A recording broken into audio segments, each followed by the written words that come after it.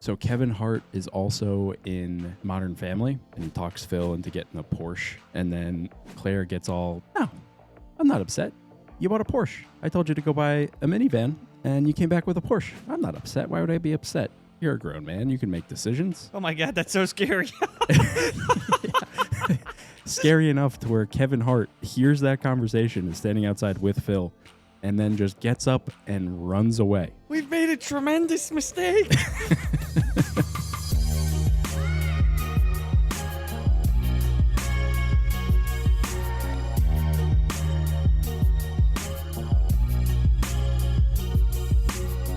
You ever have like a weird thing about your toes? How weird. Like touching things. Like we have a blanket on the bed, and then we have like that big blue blanket, and that big blue blanket is really heavy. I can never sleep with it like on top of the regular blanket because it's too heavy on my toes. And just now, the little wire cord was touching the tips of my toes, and I could feel myself getting angry at it. Yeah. I have not experienced that. Is it a weighted blanket? It's heavy enough that I would classify it as a weighted blanket, yeah, but it's not its original intent. Just happens to be a very heavy blanket. Oh, I see what you're saying. Yeah. Well, welcome back to another episode of the Comedy Virtues podcast. Oh my gosh. I'm so happy to be here today. It's early. Dude, it's so early. I don't know how we do this every day. Yeah, I wouldn't ask my boss about my performance before 10 a.m. Yeah, the secret is at least we really don't do this every day. No, that's exactly right. Oh, man. Oh, my gosh. It's good to be here today, though. I'm excited to talk to you. Oh, my gosh. I'm excited to talk to you as well. And you've got your John Deere shirt on. Yeah. Dear John. Have you seen that movie? Yeah. Yeah, I've seen. I think it's a sad movie, I think. A bad movie? No, sad. Oh. We actually watched that, you, me, and Tubby and Abby in Waco when we visited you at Baylor. Really? Yes, we did. I remember getting real hooked on The Bachelor. We got hooked on a lot of chick flicks. Yeah. We watched that man. A Million Little Things show also with the friend group with the guy who is no longer with them and such. Oh, that's right. Yeah. The guy who from the 40-Year-Old Virgin's in it. I'm sorry, you mentioned Dear John. Oh, that was just because of my shirt. I was doing word association. Oh. I'm trying to think who's the guy from 40-Year-Old Virgin, because last night I watched Crazy Stupid Love, and that has the guy from 40-Year-Old Virgin in it. Oh, no, I'm not talking about Steve Carell. I'm talking about the black guy. He's in 40-Year-Old Virgin? The guy who works at the shop. I know who with the him. black guy is, yeah. Yeah, he has this scene with Kevin Hart where Kevin Hart's like haggling with him, and then they start yelling at each other. It's really funny. Kevin Hart's like, "You're using big words with me that I don't understand, and I'm only gonna I can only take that as disrespect." There's some good movies out there, man. Oh my gosh. I watched well, we'll get into Crazy Stupid Love because that's a good movie. Yeah. But I watched, what was I watching recently? So Kevin Hart is also in Modern Family. He's the Dunphy's neighbor, and he talks Phil into getting a Porsche.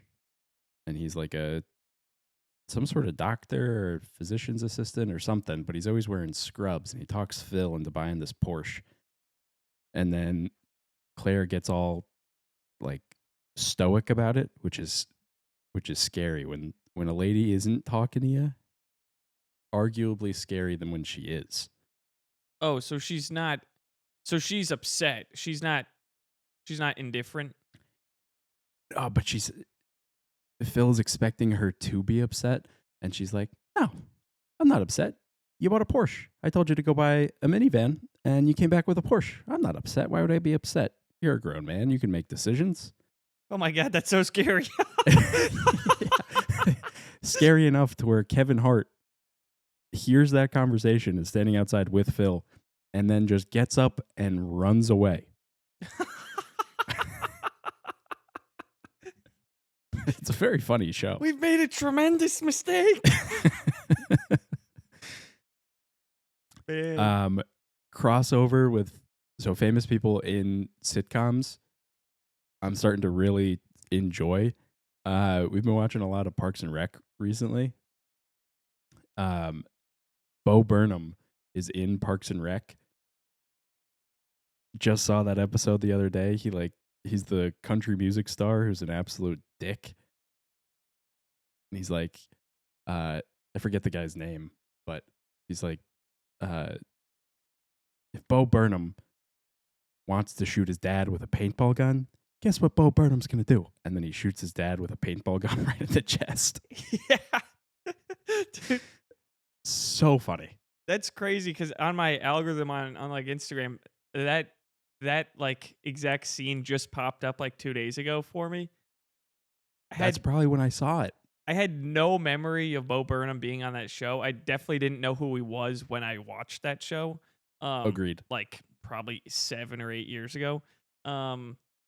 Yeah, he's like requesting a meal from his dad, and it's like egg on top or something. And I don't even know what he's asking for, but his dad fucks it up, and he's like, "No, fuck!" He's yelling about ham and turkey. Yes, that's exactly what Yeah, it is. he's like, yeah. It was a very good. Like episode. the stackers. It sounded like he was describing Lunchables with the like cracker, cheese, ham. And his dad gives him cracker, cheese, turkey, and he freaks out. cheese on top, cheese on top of turkey. I want ham, Dad. But he has such a good singing voice there. He like does the whole spoof of the country music star who only sings about America. Yeah. So good. I think that's like an actual like official bit that he has too. Oh, really? Yeah, he's got this whole like. Now I'm questioning if it's just from that show, but Sammy G definitely showed me this like 5-minute song Bo Burnham had in like 2017, where he's like throwing in all the values of a country song and then making it racist or something. I don't know. It's very good. He's so good. Yeah. So I don't think on her own Michaela would watch very many stand-up specials, but we watched, and it didn't take as much convincing as I thought it might, but we watched Andrew Schultz's Life together. Mm-hmm. Great stand-up special to introduce to your comedy to your fiance. It had a little bit of everything. I know we've probably beat this horse to death already, but golly, that's a good special. It is a really good special. It made me laugh. It made me cry. And then when we saw Bo Burnham, I said, "Hey, I think you'd actually really like Bo Burnham's stand-up specials because they are so good." He's kind of done As far as specials are concerned, I think his are some of the most creative. I don't know how you do that at an open mic. Oh my gosh, yeah, I have no idea. Yeah, anytime that you make that, you'd have to bring. What does he play the piano for the most part? He plays the guitar a little bit. Yeah, he incorporates a bunch of different instruments, and it's also like a lot of timing laughs to like set you up for something that rhymes, and then he goes for the shock value. I don't know how, and it's like mid-song, there's so many cuts and edits and logistics. I don't know how you do it at an open mic. Oh, dude, I practice that. I just remembered one of his songs where he's like, it's singing about a girl who wants to meet the perfect man, and he's like, just lower your expectations. Prince Charming wouldn't choose you anyways.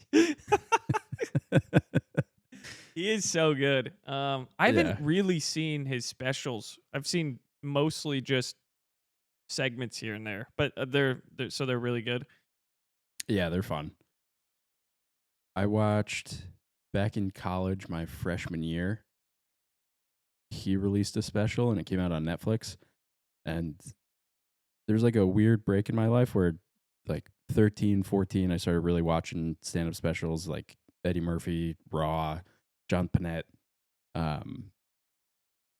Who's the guy that got addicted to drugs and then he has feminine hips and then he said, I don't want to do drugs anymore.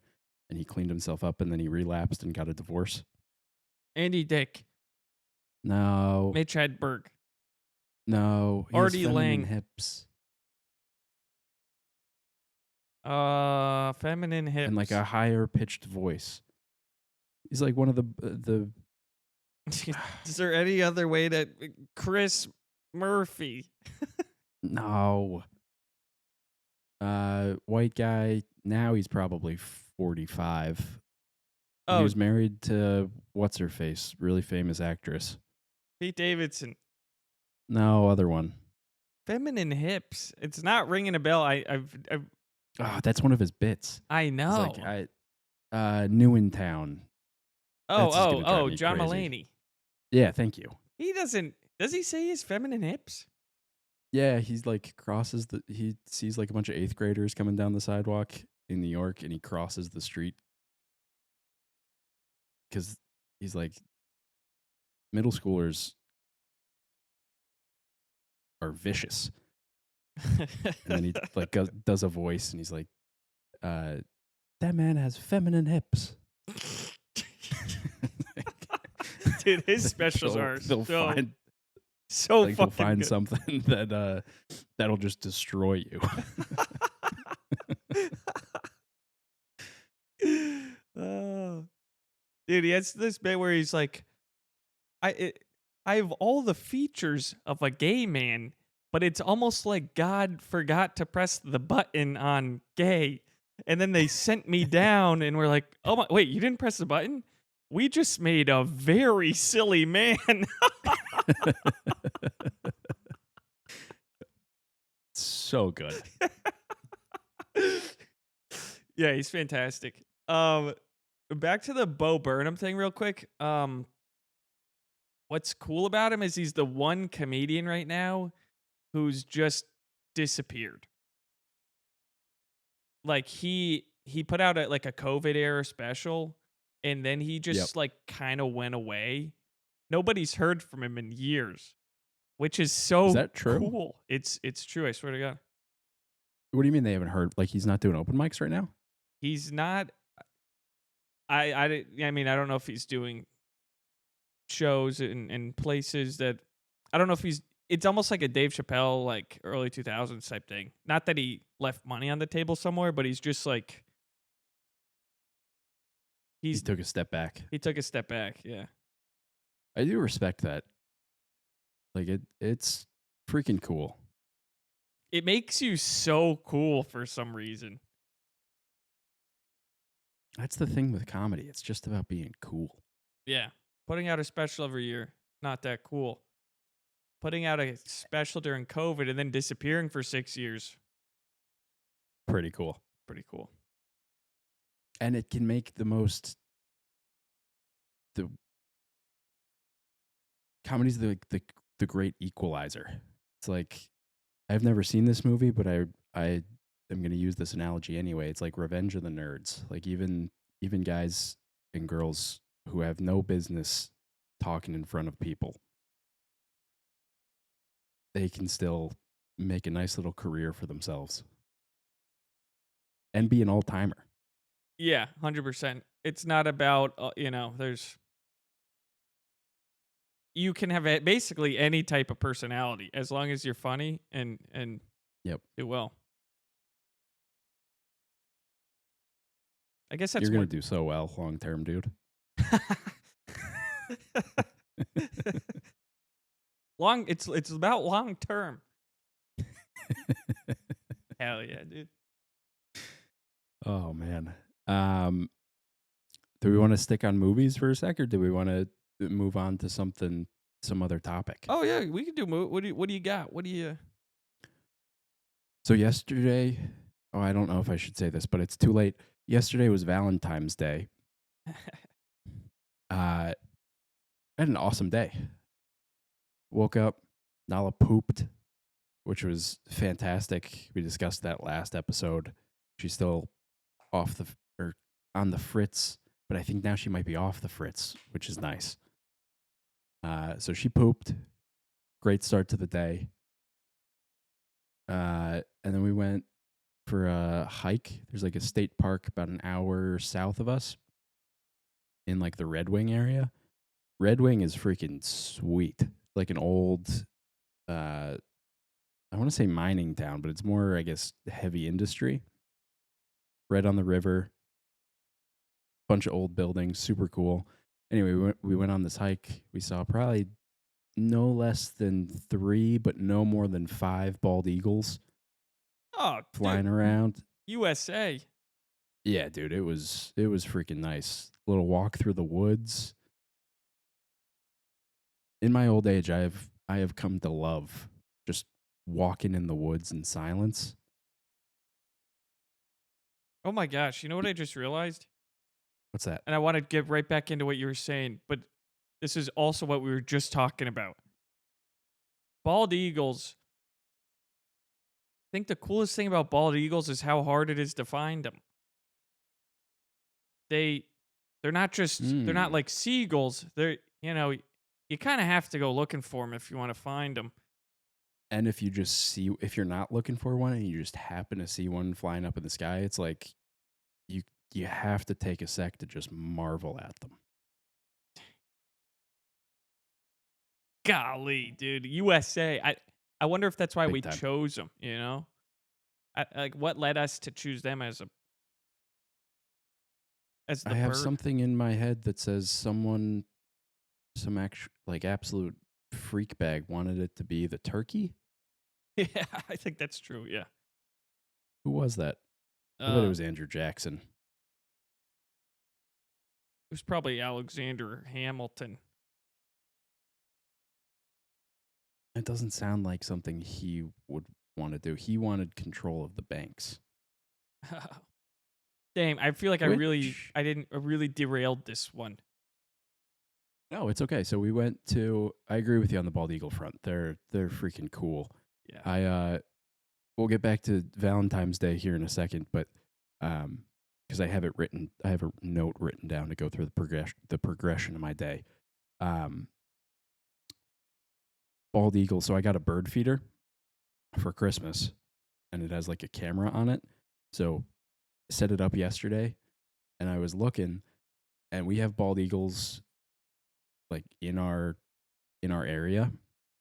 So they have from what I've heard, they have a nest across the river on top of a brewery. Whoa. And there's like an eagle nest out there. The Minnesota Department of Natural Resources, the DNR, I think they might have a camera set up over there. They've got cameras set up somewhere to like watch these bald eagles. Mm-hmm. But because I got this bird feeder, it has like little prongs on it where you can put like berries. You can put like an orange slice, maybe some raspberries, bring in the birds, and then the camera on there like takes videos and pictures of the birds like up close. I'm so excited about this thing. But because we have bald eagles in the area, I was like, well, I know for a fact that we have frozen salmon in the freezer right now. Hypothetically, what's the worst thing that could happen if I were to just put a slab of salmon on those little prongs and attract bald eagles? And then I get close-up videos and pictures of these bald eagles, much like the DNR does. And then I was dumb. I did a little bit more research. Turns out that's incredibly illegal. You are not allowed to feed bald eagles. Something about, they'll get hooked on human food. They won't hunt properly. They'll only come to my bird feeder to get their salmon rather than flying into the river. Not a rule I agree with, and I think government oversight needs to be abolished. Well, because you're learning about this. They're like, yeah, the bird, they're gonna become reliant on you. They're gonna stop hunting. They're just gonna go to your house, and you're gonna be like, yeah, that's the goal, dumbass. Hmm. Right. Man, Yeah. It's like trick or treating. I'm allowed to give out candy to kids in the neighborhood. They don't become reliant on me. It's a nice treat. it's a nice treat. I will say though, the funny thing is leaving fish out all day, and this is only for bald eagles, but you're gonna attract everything in the neighborhood. Yeah. So that's the other thing I was thinking about, and a point that I wanted to bring up and discuss with you. So this bird feeder has been outside for probably 12 hours. We left our Valentine's Day hike, and I was like, hey, can we stop at the Fleet Farm? Michaela's aunt she has a bird feeder like this, and she gave me her recipe for what she mixes like bird seed to attract the most birds. So we stopped, we got all this bird seed, came back, mixed it all together, put it in the bird feeder, put the bird feeder outside. Here we are 12 hours later. I haven't seen a single fucking bird. And so I want to talk to you right now. Is there some sort of bird advertisement type thing, like help birds wanted, that I need to display out? I need the birds to know that I'm ready and willing to provide for them, unless they're a bald eagle. I think I'm going against my better judgment here. In you just casually said that there's a bird recipe that this woman has. That sounds really silly. Like all they like what is this, like their Thanksgiving dinner or something? Like what? w- How do you know? Am I being dumb here?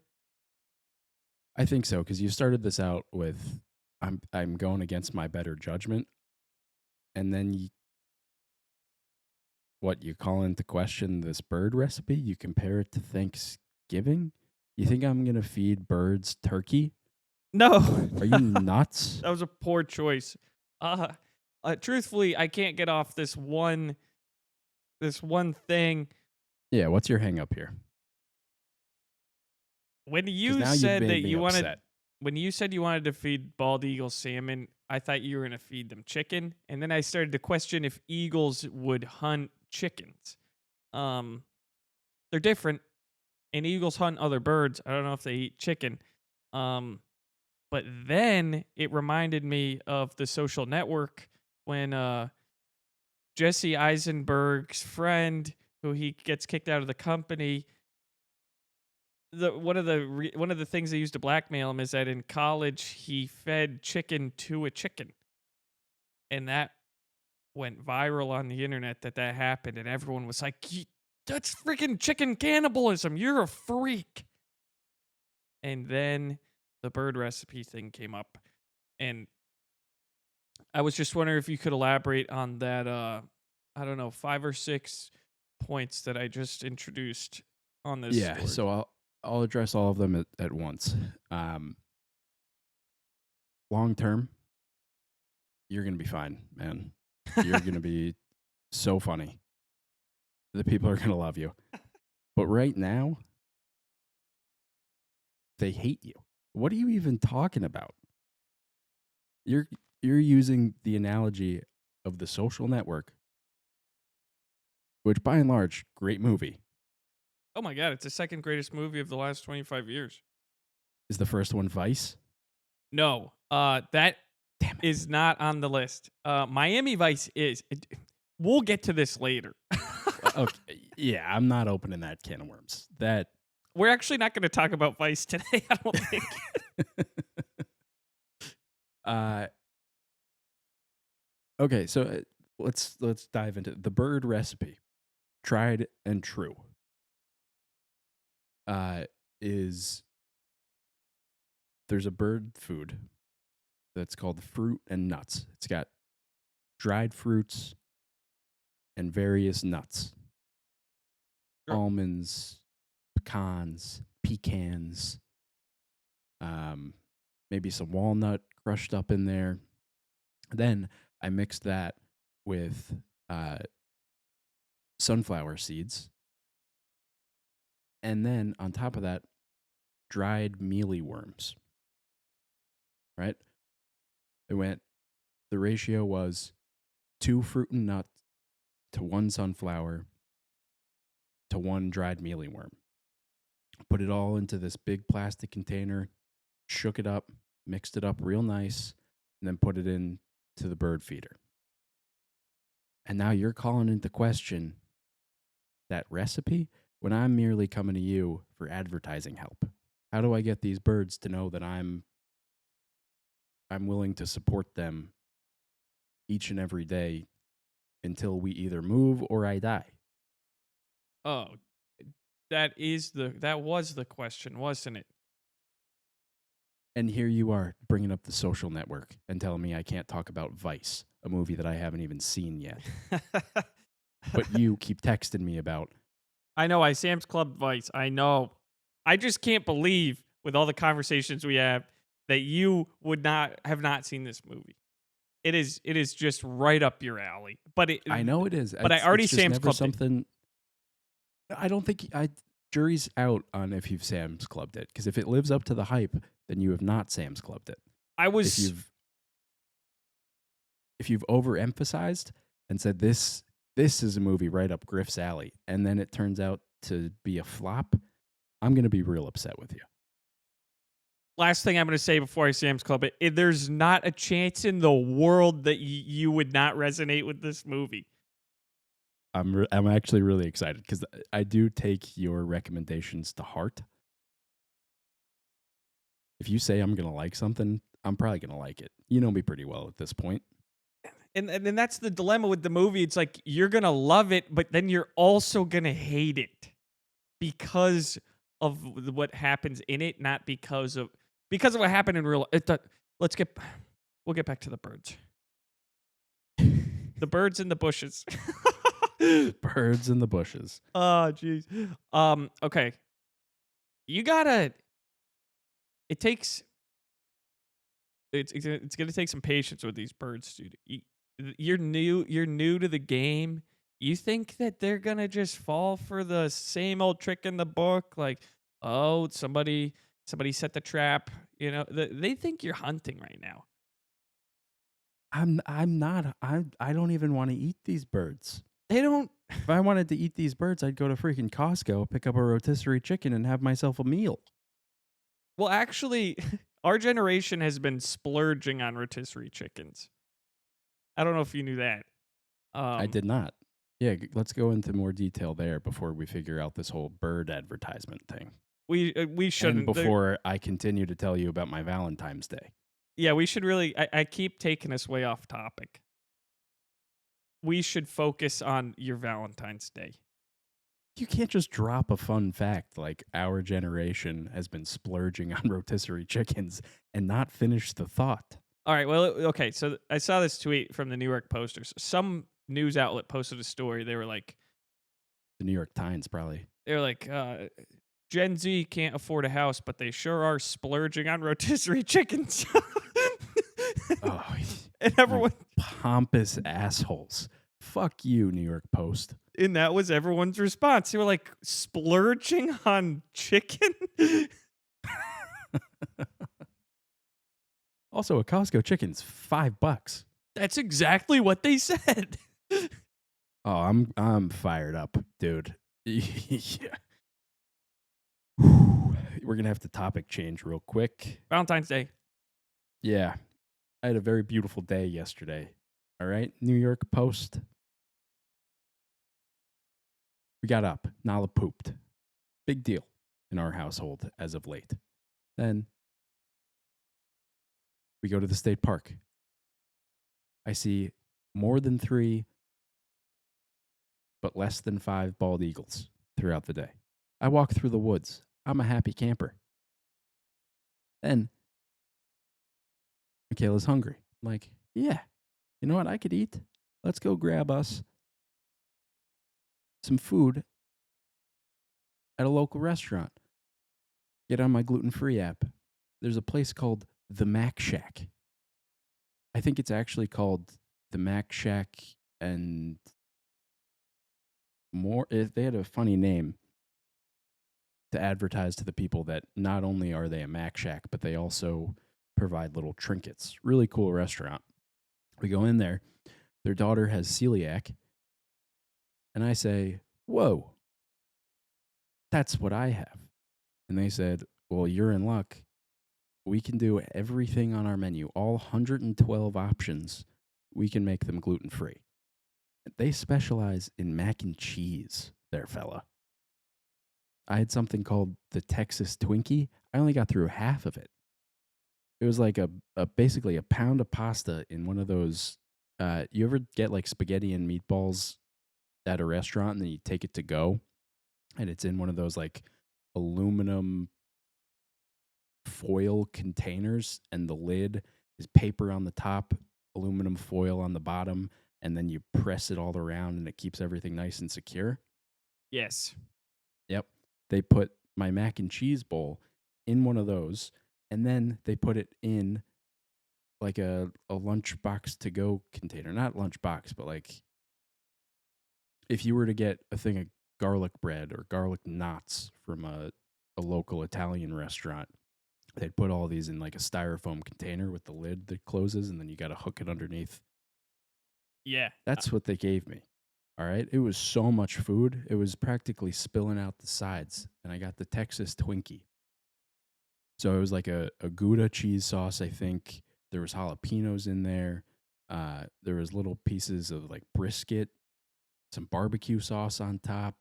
There was other like peppers in there. And then they topped it off with little hash brown medallions. And they put it all over the top of this wonderful mac and cheese bowl. And my goodness, dude, I got to tell you, the day only got better from there. Wow. I know. That sounds like an absolute napper of a meal, though. Does that make sense? Yeah. So ordinary, I'll clarify. Yes, 1000%. So that's why I stopped at halfway. I could have eaten the whole thing, but I said that's too much. That's too much of a napper. That's So fun I'm to going to do. stop halfway. To describe a meal as something that makes you fall asleep after. Yeah, Like and Heim. it's true. Like if you ate Heim barbecue, that's an absolute napper right there. Like you are Are you talking with the sides? with the sides. Yeah, because I think the meat on its own, I think will only invigorate you. It's the high caloric intake of an entire thing of twice baked beans and triple baked potato salad. Yeah. So what happened after barbecue? I mean, after after mac and cheese.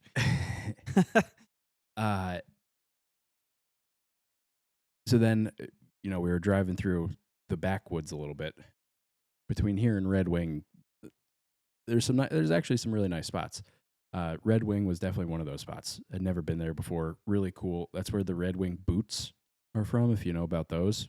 They're like some of the most comfortable and durable like work boots in the world. Super cool place. But then it's country driving, middle of nowhere type stuff. So they have Fleet Farm, which is probably one of my favorite places. You could pick up dog food there. It's like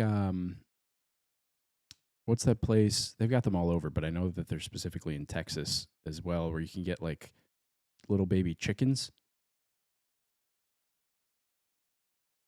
No, not Animal Farm. Tractor Supply. Oh, Tractor Supply Company? Yes. Yeah. It's like that, but I think on like a bigger scale. It's like not it's like the size of a Costco, but it's Tractor Supply Company merchandise. but you can't. You could probably buy in bulk, but they've got everything. It's like outdoor supplies. You can get grills there. You can get like off-brand like candy bags there, like by the pound. Wow. You can get dog food, you can get bird food, you can get stuff for like home improvement projects. I Now, mean, it's wonderful. do you get overwhelmed by a store that sells everything? If I'm in a time crunch, yes, but if I allot the proper amount of time to peruse, you know me, I love to peruse.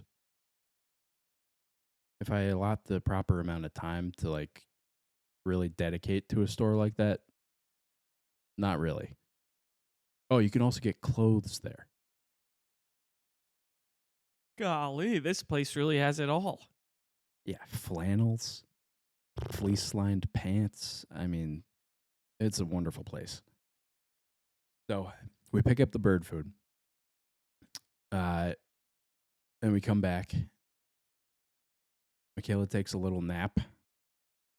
I set up the bird feeder, mix the food, put it outside. Here we are 12 hours later, still no birds. Conversation for here in a little bit again. And then we took a couples Pilates class. So that was fun. Got a little secondary workout in. We walked like 3 miles in the morning just around the state park. Come back, do some Pilates. Then we came back. I grilled some steaks, some T-bones. $12.99 a pound from our local Hy-Vee. Every Thursday. I'll be back. That sounds delightful. Yeah. And then we watched Crazy Stupid Love. Ryan Gosling is the freaking man. Oh my gosh. I was thinking about this the other day. It's so funny how good Steve Carell is at playing a guy who just cannot get a lady or even talk to one. Yep. He's done that a lot. He is so good at being transformed from a really nerdy, dorky guy into a guy that can get any lady in the world. Yep. Yeah, do you think he's been typecast? Oh, I don't know. And I'm not even going to bring up the movie Vice again, but he is in it.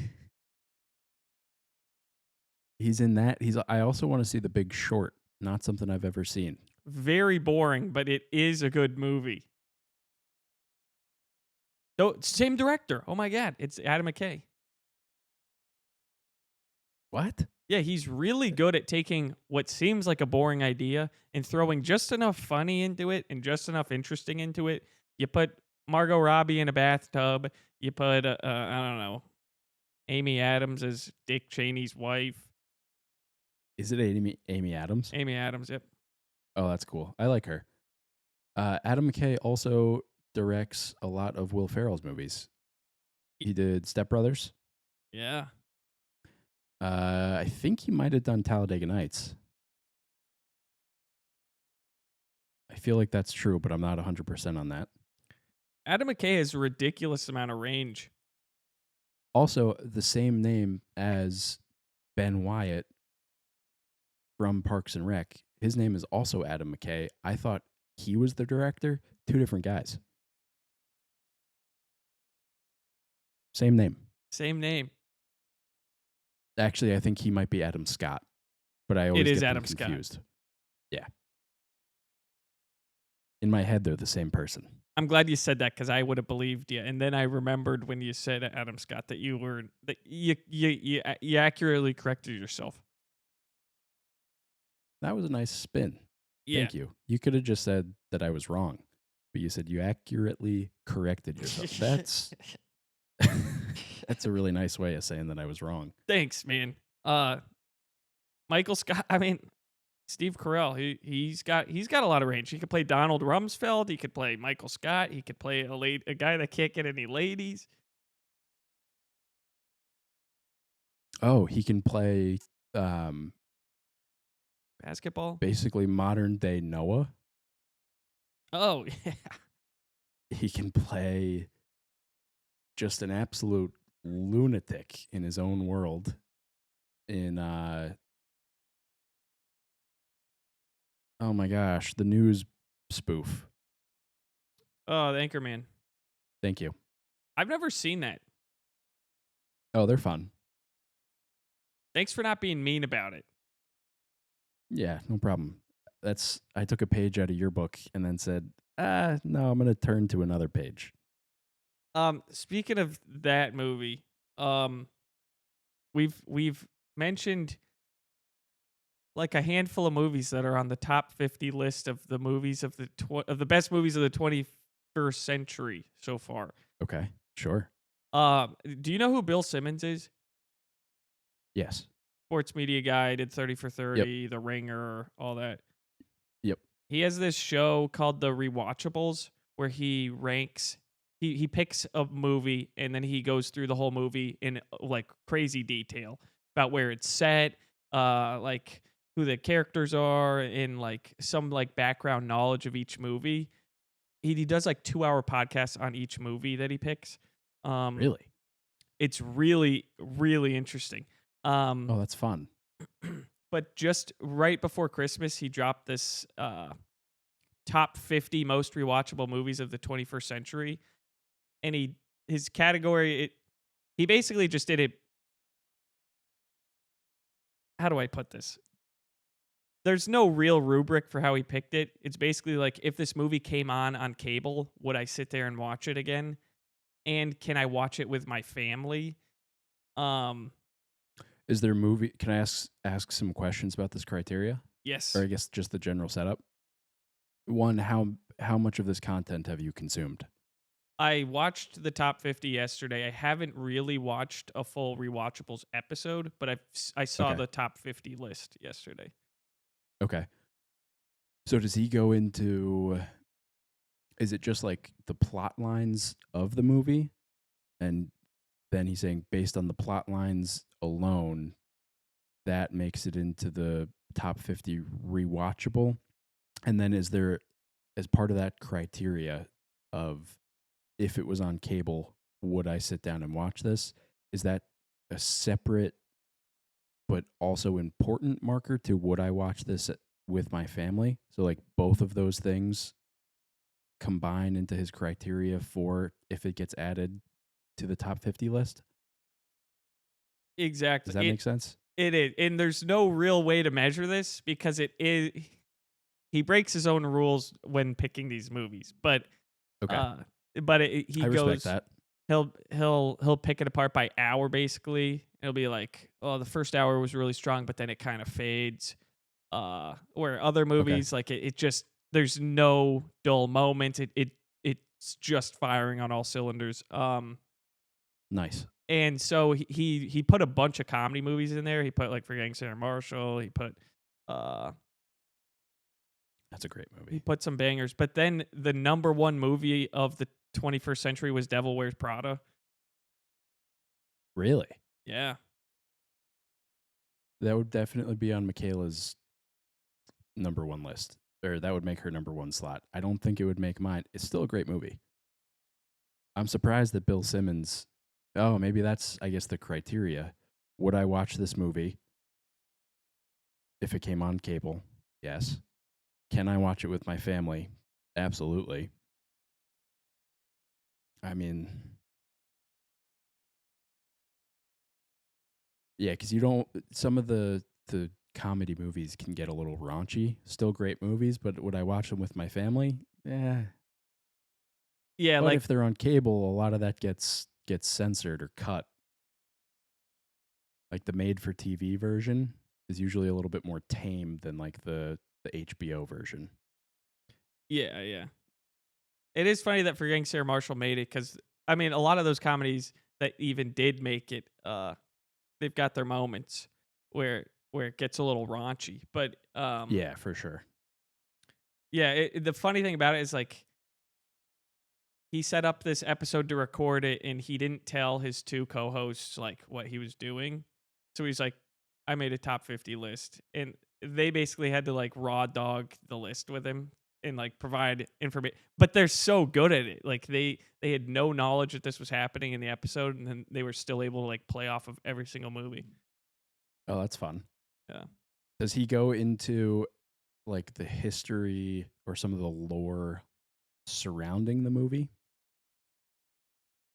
Not that I can adequately. He does. He does. I don't Okay. have an example of it, but Okay.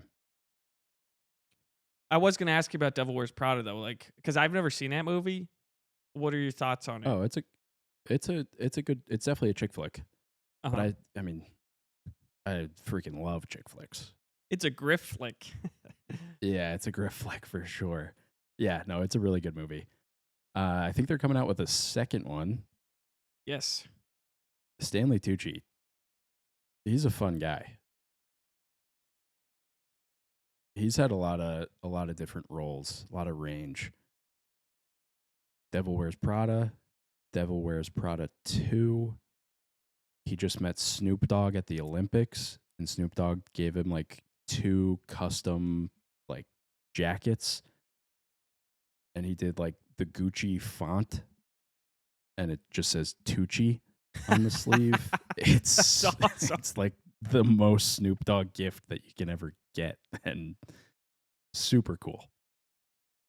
Snoop. So is this a knockoff or what? I don't know because so the Winter Olympics are obviously in Milan. Milan is like one of the fashion capitals of the world. I don't know. It might be like a one of one, but it also could be a knockoff. I don't know the way Snoop rolls like that. Oh, I bet I it's feel like he'd be more custom knockoff. I didn't actually ask Gucci if I could use their font. I would just hate to put that on Snoop. He might be a one of one kind of guy. So you think he went to Gucci? Was like, hey, do you know my friend Stanley Tucci? Yes, it is me, Snoopo Double G. Sneepo Double G. That ever happened to you? Oh, yeah. You resonate with that? Yeah, that's a 7 on the resonation scale. Yeah. Okay. Oh, that's yeah. Have we talked about that? Did we talk about that last time, or is that a new barometer that we've developed? We talked about that last time, and I completely forgot about it. But then when I was editing it and it came up, I was like, "Oh my god, yes!" Yeah. So for context, ladies and gentlemen, we've developed 2 new barometers: the resonation scale and the bulge scale.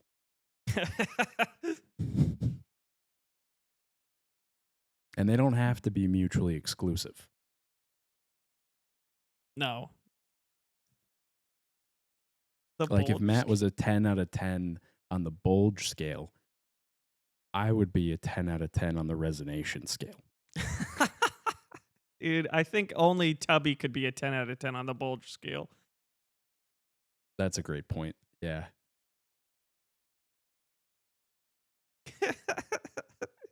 He has to get thicker bathing suits. Oh. Yeah, he can't shop at the big and tall store anymore. He's got to shop at the big and bulgy scale. Not scale, store, damn it. I mean, I don't know how he slips into these things. Because truthfully, a couple years ago, he had to give away one of his bathing suits because it was no longer appropriate to wear. So he gave me the bathing suit, and it didn't fit. I don't know what. That is hilarious.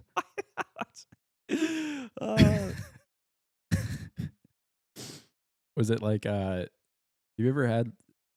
Are you a boxer briefs or a tighty whities kind of guy? I'm a boxer briefs guy. Which ones are boxer briefs again? Those are the length of boxers, but they're not haphazardly. They're form fitting. They're form fitting, yeah.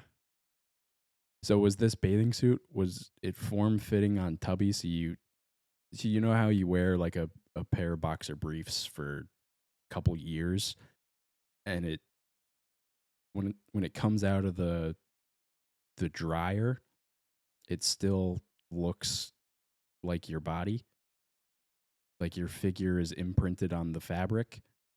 So like your bulge is still will forever be a part of those boxer briefs. Was it like that?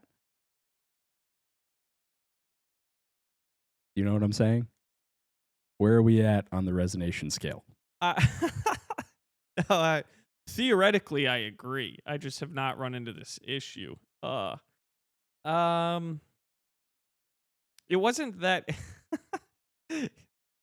Honestly, they didn't fit at all. Like they were too. The waistband was too small. The butt size was too small. I don't know when he was wearing these. I don't know when he was even attempting to wear these. Oh my god! So I misunderstood completely. We were on opposite ends of the resonation scale here. So I thought you were saying that Tubby's bathing suit didn't fit because you were too small for it. No, agreed. Yeah, that wasn't. Yeah, that wasn't the case. So the inverse was true. So the bathing suit was too small to fit your body. Yeah, so he had to give up the bathing suit because it was too small for him, and then he was like, "All right, I'll give it to Matt," and then it was too small for me as well. So I'm like, I don't know what he's been slipping into. Wow. This is my bathing suit. I'm gonna wear it. I'm gonna fit in this now. Exactly. Maybe it's like Lord of the Rings melon. Like speak friend and enter type of thing. Do you think he has to speak like a magic word to it to get the boxers or the boxers? I got Got boxer boy brain. on. Yeah, I got boy undergarments on the brain. Good old boy undies. Yeah, that's. I don't. What did you do? I think they're still in my drawer, just waiting to be fit in. Nice. Yeah. Do you think you'll ever get to a spot where you would fit in those? They're a really small bathing suit. I don't, it's like that day on the beach when Tubby starts walking away. He's wearing the tiniest bathing suit. He likes showing off his quads, dude. He likes showing off his I don't know if it's even that he wants or likes to show off his quads. I think it's they don't generally make bathing suits that are easy that it's like shoes. Like he can't just walk into any old shoe store and walk out with a pair of shoes. It takes some hunting. He's got really big feet, so I think it might be a necessity thing. Like he has no other option. It's either I wear these very tight bathing suits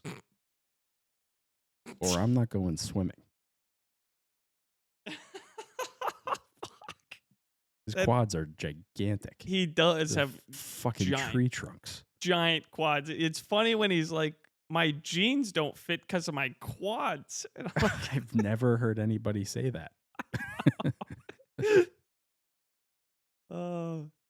I also have jeans don't fit, and I can tell you right now, it's not because of my quads. Yeah, agreed. He's an absolute specimen. I don't want that to get confused. He's got the body of mailman. Doesn't even do. If I were to say that he had a mailman body, it would be a compliment to all mailmen. And you know how I feel about the mail system. He's like a Mongolian Greek god. Yes. And he only has the positive attributes of both. Yeah. Oh, Tubby. I freaking miss that guy. He's in Puerto Rico right now. Yeah, I don't know if we should be saying that. Yeah, you don't think so? I don't know if he wants us to advertise his location. Oh, I don't think he'll be there in 3 weeks. But you never know. He could have trouble. We should text him today and request, because we've been trying to figure out from afar, from a remote location, where he's been at on the bulge scale. And now that we've talked for a very long time about his bathing suits, I think we should ask him to send us a picture so we can kind of discuss privately. Yeah. They just. What do you mean by discuss privately? I want to see where he's really at on the bulge scale. Oh, I mean, yeah, because he's so humble. That's the thing. Yeah, he was saying 6. I can't imagine that's true. Honestly, I felt like you were kind of lowballing the high ball there. What are you talking about? You said there's no way you're any less than a 6. Felt like, you know, Well, so the 6 came from Abby, and so I didn't want to just be like, just throw that by the wayside. Like, we know your husband's body better than you do. She might be onto something there. I didn't want to discredit that. It felt a little political. I don't know. It was, for sure. I mean, I see what you're saying. And then I reread it because Tubby said he was a 6, and then she said he was less than a 6. And you said, all respect. There's just no way that can. He doesn't get out of bed less than a 6, you know? And he always gets out of bed. He gets up at freaking 5:30 every morning with more than a 6. You think there's anybody else in the entire world who discusses their best friend's level on the bulge scale more than we do? Honestly, I was thinking about that when I asked the question in the first place. I was like, I don't know if there's anybody else that I would ask this question to right now. Jason. I would ask Jason. Yeah, for sure. It's people. Yeah, it would. They also bring it up though, like we're not just voluntarily. We're not, we're not really we're not really swinging for the fences here. We talk about other things. It just comes up more than you'd think. Is that what you're trying to say? It comes up way more than you'd think. Yeah. Now, does that have something to do with us and who we are as people? I'm sure. But that doesn't discredit the conversation. No. No, we don't get out of bed to be discredited. Speaking of which, I want to walk you through this little dream I had. Yes, sir. I woke up this morning and I didn't know what any of it meant. And I think on behalf of the Carolina Panthers, I've been sent a message to give to Sam Darnold, and I hope that he hears it. On behalf of all Carolina Panthers fans, including the team, the staff, upper management, and our crackpot owner, David Tepper. Sam, I apologize, man. We did you so dirty, and I think this dream last night really solidified that for me. So I'll walk you through what happened. Michaela and I were touring a wedding venue. It was by a lake in this dream. Naturally, Sam Darnold was there at my invitation. I said, hey, we would really love your opinion on this wedding venue. Would you mind coming with us today? Of course he said yes. He's just that kind of guy. So we're standing on this balcony, or it's like a full-on deck that kind of goes over the water of the lake, just a little bit. So we're standing there, we're taking in the view. Sam's being a perfect gentleman. I mean, he's given us a pro list, a con list. He's being spectacular. I'm so happy that we brought him with us. His perspective was just it really did something for us, and I appreciated that, Sam. So anyway, we're looking over this balcony, and all of a sudden,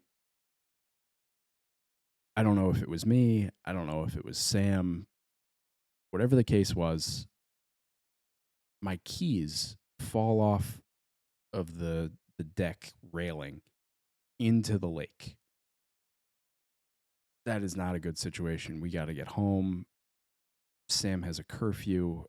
It's like a whole thing. So I'm in a little bit of a panic. So naturally, I call you. You and I are talking. I walk down to the beachfront to look for my keys, and I find my wallet. Naturally, you are just as excited for me as I am. I didn't even know that I was missing my wallet, and here I find it in the middle of a lake. Well, you've been missing your wallet for 4 years now. That is, if anybody has seen that wallet, if you could let me know, it had my ID in it. It had my college ID in it, and I would still really like to be able to get discounts. I have been told that I have a little bit of a baby face, and if I could get $5 movie tickets on Tuesdays, that would actually be really helpful. So if anybody finds it, let me know. But anyway, in this dream, I find the wallet. And I walk over to Sam, and I think I might have been blaming him for a lot of pent-up misplacements. And so I walk over to him, and I put my hand on his chest, and I say, hey, it's not your fault. And I'm still on the phone with you. I say it again, Sam, this is not your fault. And he says, kind of like joking, like shaking it off. He's like, oh, how about them apples? And I say, hey, Sam, it's not your fault. And I think upon waking up, what I think I was telling Sam and what I want to say to Sam right now is, hey, in the end, it didn't work out in Carolina, and it's not your fault. That's on us. That's on the big guy upstairs, David Tepper. That guy sucks. And I'm really happy that he found a home in Seattle. That was a really brave thing to say. Thank you. It took guts. Yeah, so you did help. Did you get him home?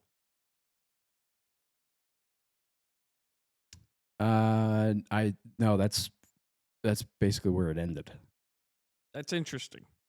Yeah, Michaela was getting ready for work, and it was also Nala's birthday yesterday. I forgot to bring that up. So Valentine's Day is Nala's birthday, and we got her some new chew toys.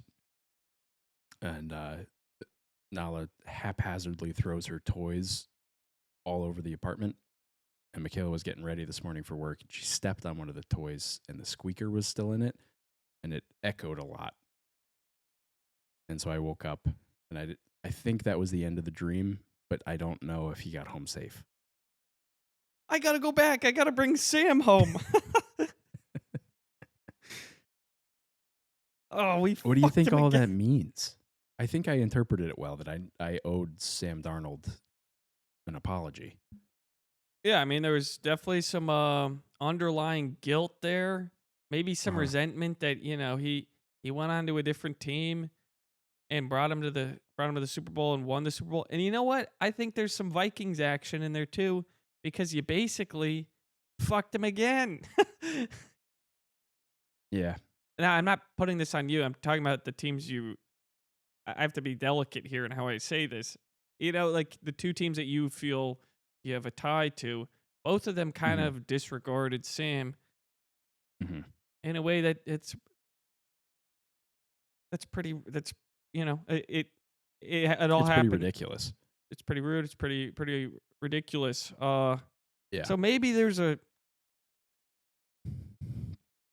it's being happy for someone who's gone. Yeah, and maybe that provides closure to me as well. Exactly. You're so smart, dude. It was just, Thanks for helping me work through that. yeah, you're welcome, man. It's these dreams can be tricky. I know. At least he didn't, Uh, kill anybody? he didn't kill anybody. I didn't kill anybody with my negligence. My negligence was purely emotionally driven. It was emotional, and the only consequences were that I didn't know how to feel about Sam Darnold. Now do you? No. In your case, Oh, in my case. Gotcha. no. In my case, we basically, the Patriots basically ruined Sam Darnold's early career, Mhm. in what everyone assumed would be his entire career. Yeah. But long term, that guy came to play. We gave him his career-defining moment before he won the Super Bowl, and his career-defining moment was, "I'm seeing ghosts." Um, I forgot that was him. Ye- Yeah, he's had a very up and down career. Mainly down at the beginning and now very up. It's hard not to feel happy for him. yeah, and I'm honestly, I feel pretty sure that he saw that the Patriots were the matchup. He's like, "Now's my time." He was either gonna Yeah. cave in the moment and get, screwed by us again, or he was gonna overcome it, and he overcame it. So I can't hate Sam Darnold. I'm happy for him, even though he ruined. Saddened by the circumstances, but dude, it's what, Drake May's second year in the league? Yeah, That alone. I mean, you got to be happy. You were playing with house money this year. 100%. Yeah. Going into the season, were you guys even in the top 10 to make the Super Bowl? No, we were like 60-1 odds or something. Yeah, like basically wrote this off as another development year for Drake May. I think our goal was like 8 wins. You had that by what, week 8? Yeah, by like week. Yeah, something like that. We won 10 straight from like week 3 to like week 13, I guess. Yeah, it was pretty cool. We'll be okay. As long as Stephon Diggs. No, you know what? It's fine. We'll be okay. As long as he doesn't go to jail. I don't think we should get into. Agreed. Yeah. I know nothing about that, and I think it's just going to make us look foolish. Oh, he beat up his chef. Allegedly. I think that chef deserved it. Okay, but The chef was trying to charge him for the food. what are you, Obama? Oh, that is such a good segue into what I'm about to ask you. I Let's didn't hear even know if I was about to ask. Obama just went on this interview. I'm sure you saw it. Obama just went on this interview, and the guy asks him, "Hey, are aliens real?" And Obama says, "They are real. I've just never seen them. And we're not hiding them in a warehouse anywhere." And what I'm thinking is, sir, who said anything about a warehouse? Okay, so I've really been trying to distance myself from social media. Is that where you saw the Obama clip? Yes, I saw it on Twitter at about 1 in the Yeah. morning. So I've really been cognizant about limiting my time on that wonderful app because I get real worked up. So I have not seen it. And I think what I'm hearing from you is that I need to throw caution to the wind and be on Twitter all the time again. No, Because I didn't even know that interview happened. Who was the interviewer? Like, was no it like idea. a CNN interview? Was it like a podcast? It was like a podcast. So the interviewer asks him if aliens are real. Obama says yes, he's never seen them, and he specifically says they're not in a warehouse somewhere. He's like, there's no underground facility housing them. That's the dumbest thing I've ever heard him say. And then he said if there is a warehouse, then it is a conspiracy that the president is not aware of such things. I think it's crazy that like he says they're real and then nobody really follows up with him on it. You've never seen? How do you know they're real, Mr. President? What do you? What did you just say? Yeah, they're okay, but you haven't seen. Okay, not in a warehouse. Okay, and he said, I just want to clarify my and kind of draw attention to what I said earlier. I said something to the effect of that what he said was the dumbest thing I had ever heard, or the dumbest thing that he's ever said. A little bit of a play on words there. I don't know if you caught it. A dumb is a deep underground military base. Whoa. Yeah. Uh-huh. Yeah. And he says they're not. Honestly, I'm gonna cut him some slack. I think I get where he's coming from, and right now I'm sure he's incredibly focused on the Barack Obama presidential library that's being built in Chicago. There's a lot of logistics that go into a construction project like that. It's like, how deep do you put the foundations so that you could theoretically one day maybe create a storage facility or an underground where there's a lot of things that go into something like that. People are saying it's ugly. I think it looks very similar to the tower that Saruman gets trapped in with Wormtongue. That place sounds awesome. It's going to be really cool. It's going to be a great addition to the Chicago area. Wait, didn't you go to the Ulysses S. Grant library? And wasn't it dog shit? No, his home. Oh, and it was just decrepit? Yeah, it wasn't the night. It like is not what I would have expected. Like, for arguably one of the most influential people in American history, he was living pretty modest. I think he wasn't viewed as a great president for a while, and it's kind of come around.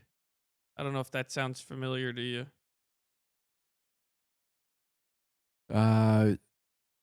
Who are you talking about? I was just making a little Nixon joke. Oh, Different reasons. Yeah, he's a. I'd like to talk about him real quick. So he had 1000%. It was like the cover up was worse than the crime, and simply because he tried to cover things up that he had no knowledge of. That's why everyone didn't like him. But I think I don't know much about his. I know he created the EPA. There's a lot of like money being spent in the 1970s on a lot of these government branches that he's largely responsible for. But I don't know much about his thoughts on things. Does that make sense? It does make sense. I know that he didn't like Donald Rumsfeld. He didn't like Steve Carell? He sent him. He made him ambassador to like NATO, basically, to get him out of the White House and send him overseas. And That's actually pretty cool. Dick Cheney was working for Rumsfeld at the time, though. So then all of a sudden, Dick Cheney's out of a job, and then and it's Nixon and Kissinger against these people, basically. There's something about these neocons, dude. There's something familiar about them. Henry, I've never kissed a woman, Kissinger. Yeah. Man. Yeah. Politics used to mean something. Oh, it was so strategic. And Yeah. nobody stood for anything except except what was the most convenient next thing to stand for. Which, oddly enough, was never truth. No. That would be a little too inconvenient. I'm not going to bring it up again. I'm not going to bring up the movie again. I'm not going to do it. Okay. Did you have a nice Valentine's Day? Oh, I did. I watched The Town last night. Oh, what'd you think? Can you describe the plot to me? Because I think I've seen The Town, but I think I might be getting it confused with another movie. Yeah, so it's Ben Affleck and Jeremy Renner. They like grow up together. It takes place in Charlestown. Hawkeye? Hawkeye, yep. Okay. It's a very good No movie. shit, dude. 2 bald eagles. Not even kidding. At the bird feeder? No, just circling the trees. Just waiting for you to toss another piece of salmon out the window. Oh my gosh. If they do, you know how they do that like lock claw thing? Yes. Like the mating ritual. If that happens right now, I'm going to lose my mind. Can I take like a 3-second break to go position the camera Yes, sir. up top? Be right back. Yellow. So I positioned the bird feeder to be able to capture it if it happens. Not even kidding. 4 bald eagles. We've got some woods like right across the street, just circling much like vultures do. Mm-hmm. But at first it was just 2, and they were like flying, basically like, you know how not the Hells Angels, who's the flying guys? The Blue Angels. Yes. They'll like fly next to each other, Yeah. like really close. It was like that. And then out of the blue, 2 other eagles flew in, and they were all doing it. And then I don't know if they probably just had some sort of eagle conversation. Maybe they're, I don't know, hunting chickens or something. But they broke off. 2 went to the east, 2 went to the west. I'm excited to see what the rest of this day brings. The Eagles. The Eagles are coming. Oh, did Bill Simmons put that on his? How did that not make the #1 movie of, if it's on, I'll watch it. That's what I can watch it with my family, and it's he put Devil Wears Prada. That's what I'm saying, dude. Meryl Streep is a great actress, but she is no Aragorn. I made that exact comment. Good. Because Fast and Furious 7 was in the top 50. It was like 30 something, which, it's basically because of the ending. The ending is like phenomenal. When I see you again. I don't want to correct you here. I think that might be 6. No, don't. It's 7. I swear. I'm pretty sure it's 6. Dude, it's 7. There's no way it's 7. It is 7. You listen, man. You're gonna Google this after, and then you're gonna say, "Oh yeah, it is 7." Am I gonna look foolish? Yeah. Oh. So 5, Fast and Furious 5 also made the list. It was like 20 something. But Lord of the Rings, yeah, I have no idea why that's not on the list at all. Also, Harry Potter's not on it at all. So Was there any other Emma Watson movies on there? Because I could see not wanting to expose your children to the ways of Emma Watson. This Is the End made it, and she's in that movie. That's funny. She is in that movie. Okay, that's not a movie I've seen. Wait, he wants to watch that with his family?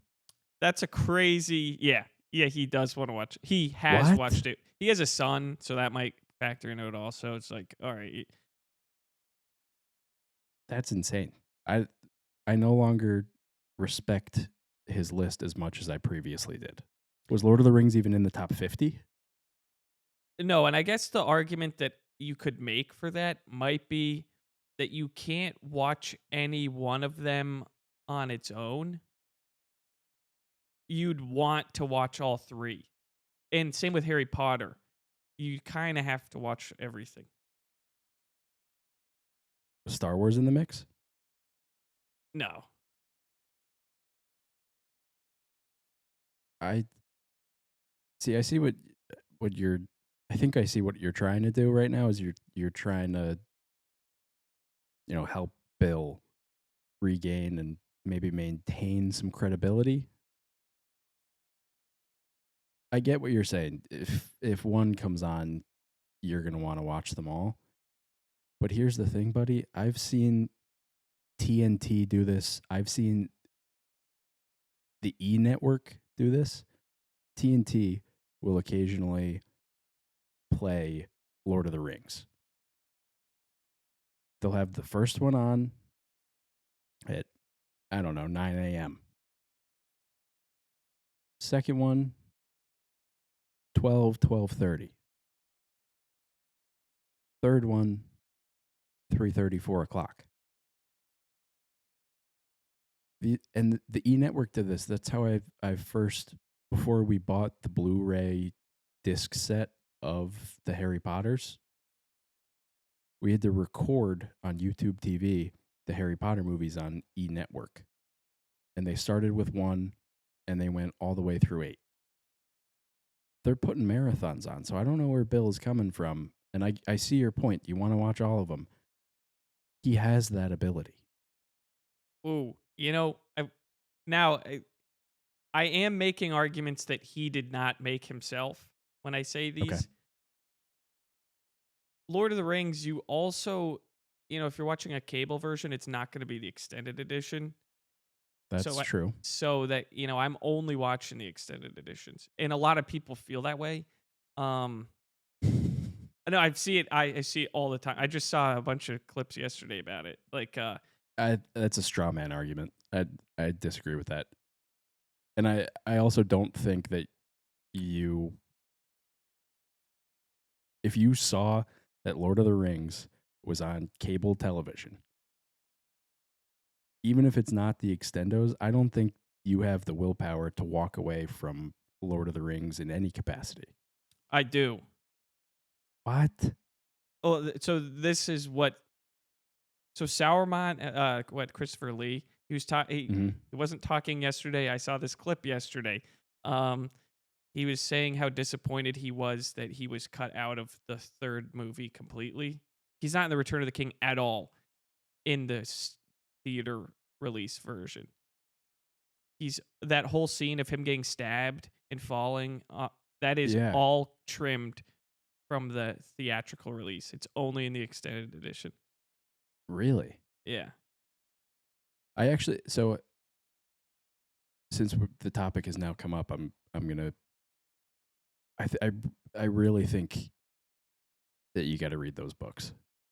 I know, because I know that doesn't happen till the very, very end, but they move it up, and I agree. But there's also like the setup to like how they get to the Prancing Pony, how they get to Weathertop.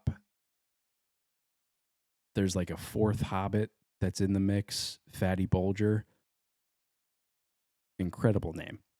He deserved to have more time in those movies because he plays a very pivotal role of how they actually make it out of the Shire and get to the Prancing Pony.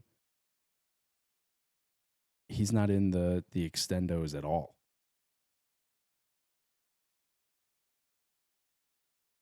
Like the setup is different and it's beautifully done. Tolkien is a genius, and we're getting Peter Jackson's interpretation, whether it's a time constraint. I get it, they're long, but he definitely changes some things. And I respect Peter Jackson. I do. I think he did an unbelievable job with those movies, but it is different and the books are better. I guess I could give the whole reading thing a shot. I think you should try if of anything. If you're gonna read anything, the two big ones, your Bible and the Lord of the Rings trilogy. Well, I've been doing that one. I'm almost through this New Testament again. Hell Um, yeah. I'm on to Timothy 2, and then once I'm done, I'll Oh, that's a probably good one. the Old Testament's hard. I'll probably try that again. The Old Testament is it is very hard. Um, yeah, yeah. I'll start with whatever's after Exodus. What is that? Deuteronomy or something?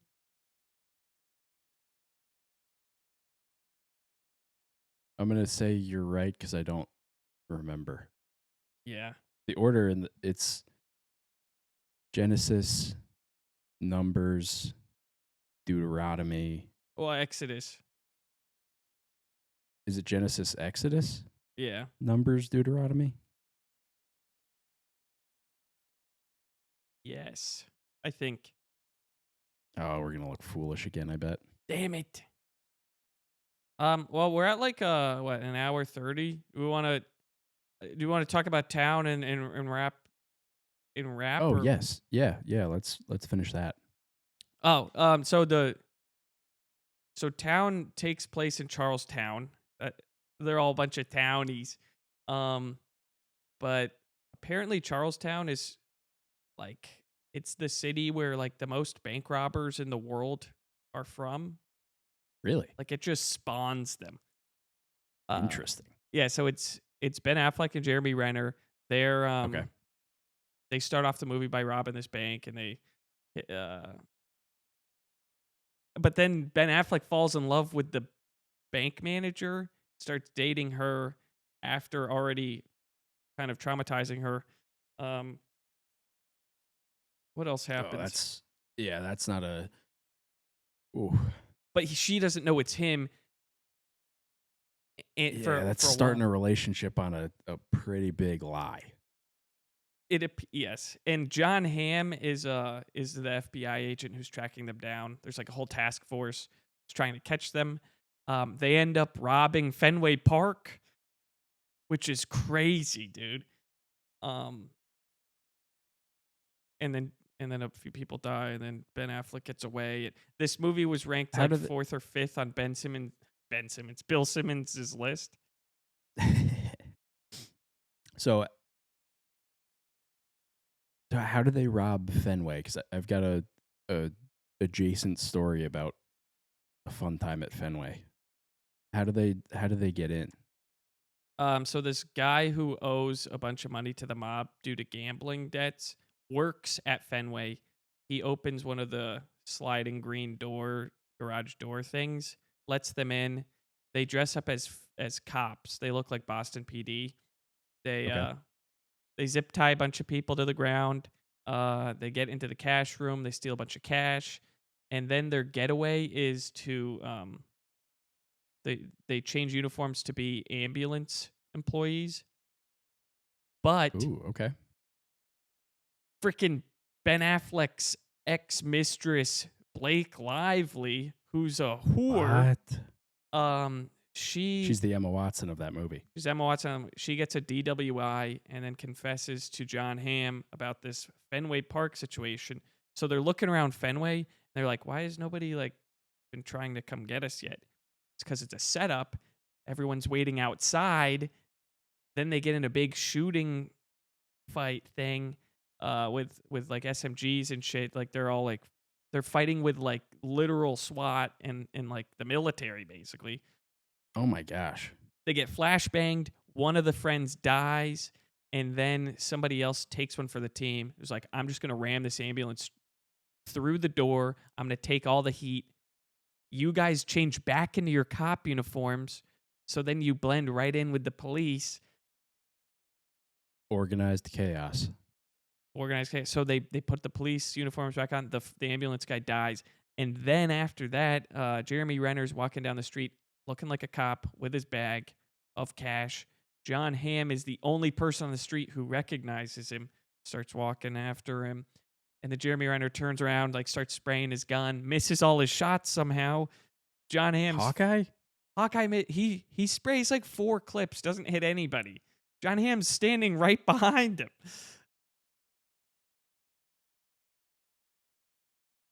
Bill.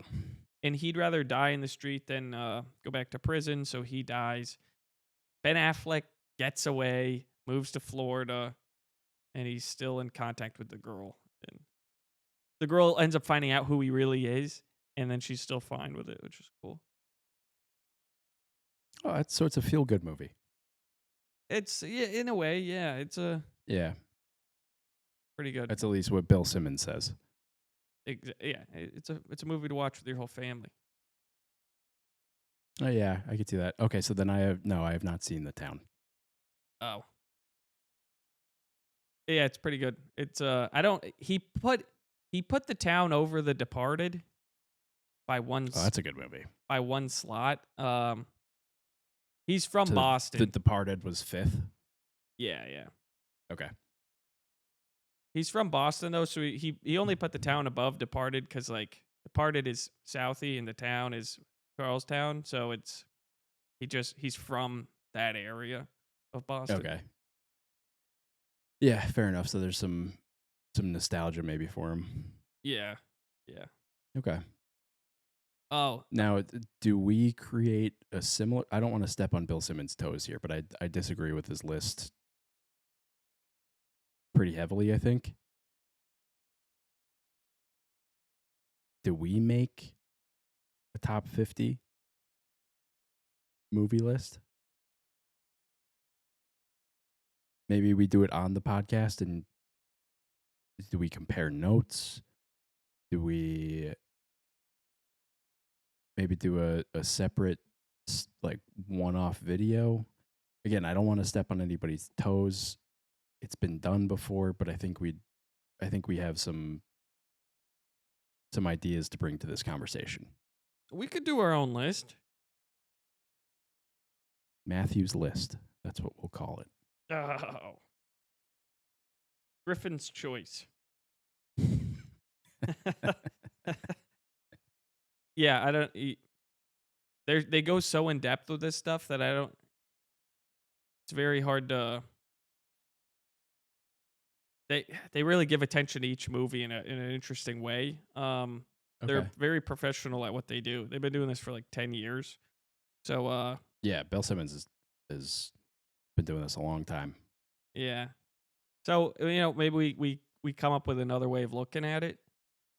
Okay. Yeah, because we talk about movies all the time. Yeah. Oh yeah, we really do. Like, yeah, both on air and off air when we don't care. Yeah. All of this reminded me of an interesting interview. So the Celtics head coach Joe Mazzula loves The Town, and he was talking about how he always, whenever he goes to Fenway Park, he's like, he thinks about how he would rob the place.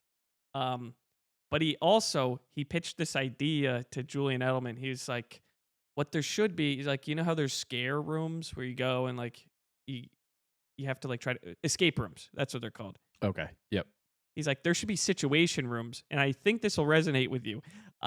Situation rooms where you can go and like execute previously like completed missions. Like you should be able to go to a situation room and reenact the Bin Laden mission. That was Joe Mazzula's idea. That was Joe Mazzula's idea.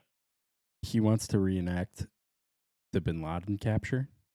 He wants to reenact the Bin Laden capture. That is... It's vaguely stepping on your toes in a way, because I know what you want to reenact, but I'm sorry, that's a bad way to pitch that to you. Oh my goodness. Well, yeah, I have a very big soft spot in my heart for reenactments of any kind. Yeah. So yeah, in that way, it 100% resonates with me. And I have a note on my phone that I came up with on the way to work the other day when I tried to call you. I want to develop bits. Basically, what I've done with 9/11 and the JFK assassination, I want to put more of an emphasis on finding other historical events that I can add comedic humor to. Just basically a I don't even know what the best way, like a writing session, but like a, what's the word I'm looking for? Like a do you know what I'm saying?